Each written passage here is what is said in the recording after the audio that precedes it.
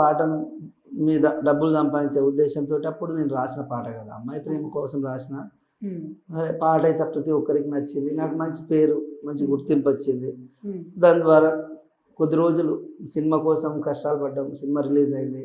Cinema release అయ్యేదాకా మంచి మంచి అవకాశాలు వచ్చినాయి, కానీ సినిమా రిలీజ్ అయ్యేదాకా ఎక్కడ రాయొద్దు పాడొద్దు అంటే వచ్చిన అవకాశాలన్నీ వదులుకోవడం.